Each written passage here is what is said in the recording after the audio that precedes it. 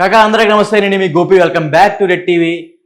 Breaking news ఏంటంటే హైదరాబాద్లో చాలా బ్రేకింగ్ న్యూస్ వస్తుంది. ఏంటంటే అది బీఆర్ఎస్ ఎమ్మెల్సీ మాజీ ముఖ్యమంత్రి బిడ్డ కేసీఆర్ గారి ఆ కూతురు కవిత గారు ఈడీ విచారణలో 2-3 సార్లు ఈడీ విచారణకు రమ్మంటే ఆమె వెళ్ళలేదు. హైకోర్టు ద్వారా నిన్న కేసు అనేది విచారణ వాయిదా జరిగింది. ఇంతలోనే ఢిల్లీ నుంచి ఈడీ అధికారులు ఆమె ఇంటి మీద రైడింగ్ అయితే సిద్ధపడ్డాడు. ఎందుకంటే 2 రోజుల క్రితం కూడా ఆమె బ్యాంక్ అకౌంట్ నుంచి అవతల వాళ్ళకి ఎక్కువ మనీ ట్రాన్స్ఫర్ జరుగుతుందని, పార్టీ ఆఫీస్ నుంచి ఎక్కువ మనీ ట్రాన్స్ఫర్ జరుగుతుందని ఆమె ఇంటి మీద సోదాలు జరుపుతున్నారు. ఎందుకంటే ఆమె ఇంటి మీద సోదాలు జరుపుతున్నారు, ఆమె ఆఫీస్ మీద సోదాలు జరుపుతున్నారు, వారి భర్త అయిన అనిల్ ఇంటి మీద కూడా సోదాలు జరుపుతున్నారు. మొత్తం ఎక్కడైతే వాళ్ళ ఆఫీసులు, వాళ్ళ ఇల్లులు మొత్తం ఎక్కడున్నాయో అక్కడ మొత్తం దగ్గర దాదాపు 10 మంది ఈడీ అధికారులు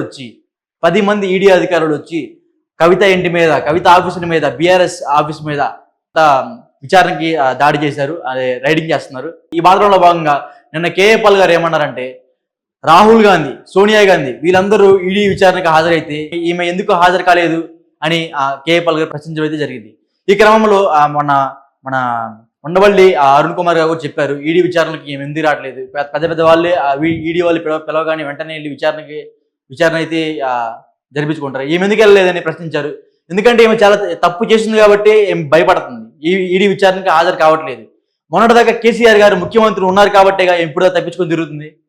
ఇప్పుడు కేసీఆర్ గారు ముఖ్యమంత్రి పదవి నుంచి దిగిపోయారు. దిగిపోయిన 3 నెలల తర్వాత వెంటనే ఢిల్లీ నుంచి ఈడీ అధికారులు అయితే రావడం జరిగింది. ఇప్పుడు ఆమె ఇంటి పైన ఈడీ అధికారులు సోదాలు చేస్తున్నారు. కొన్ని వేల కోట్లు లెక్క స్కామ్ జరిగింది, ఎవడు ప్రశ్నించడు. కొన్ని వేల కోట్లు లెక్క స్కామ్ జరిగింది.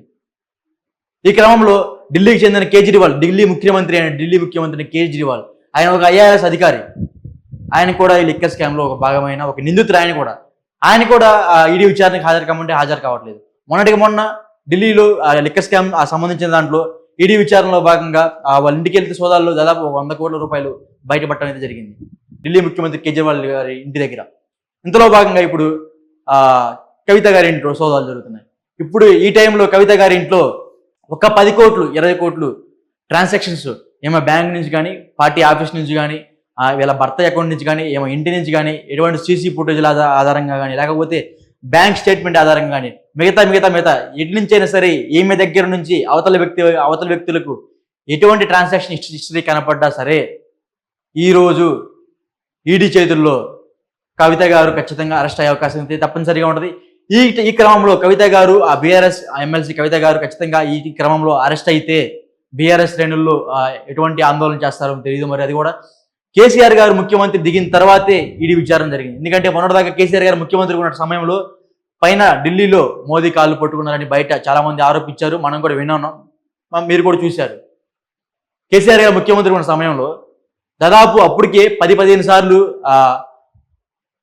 చర్చ జరిగింది అన్నట్టు వీటి గురించి వీడి విచారణ గురించి, లేకపోతే ఇప్పుడు ప్రస్తుత పార్లమెంట్ ఎలక్షన్ జరుగుతుంది, వీటి గురించి చర్చ జరుగుతున్నట్టు మనం చూడటం అయితే జరిగింది. ఇందులో భాగంగా సుప్రీంకోర్టులో ఈడీ కేసు అనేది విచారణ వాయిదా పడగా ఇంతలోనే 10:45కి పొద్దున్న హైదరాబాద్లో వాళ్ళ ఇంటి మీద ఈడీ అయితే దాడులు అయితే నిర్వహించడం జరిగింది.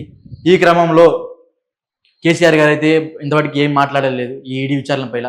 కేటీఆర్ గారు కూడా ఏమాత్రం మాట్లాడలేదు. వాళ్ళ భర్త అయిన అనిల్ కూడా ఏమాత్రం మాట్లాడలేదు.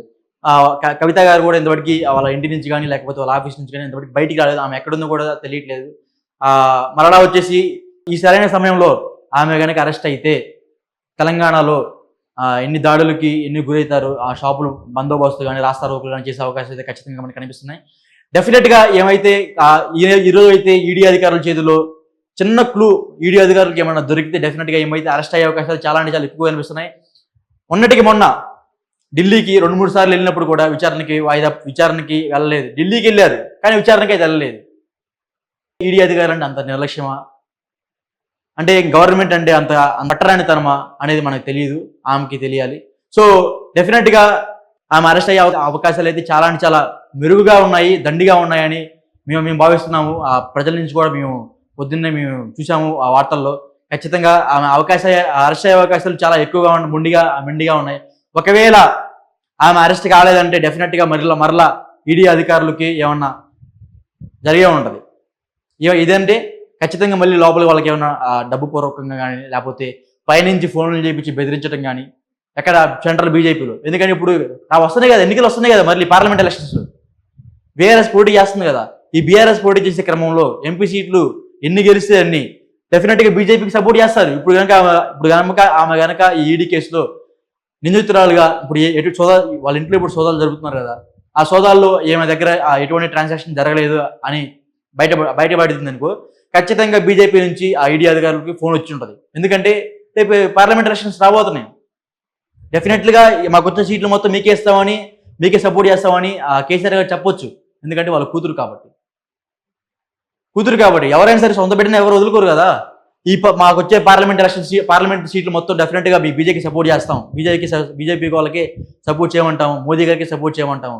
మా కూతుర్ని ఈ ఈడీ స్కామ్లో నుంచి కొంచెం బయట విడిపిండి దేవుడా అని మొరపెట్టుకుంటా ఉంటాడు కేసీఆర్ గారు ఈ క్రమంలో. సో డెఫినెట్గా ఈడీ అధికారులు సరైన న్యాయంగా ధర్మంగా విచారణ జరగాలని మేము కోరుకుంటున్నాము. Thank you.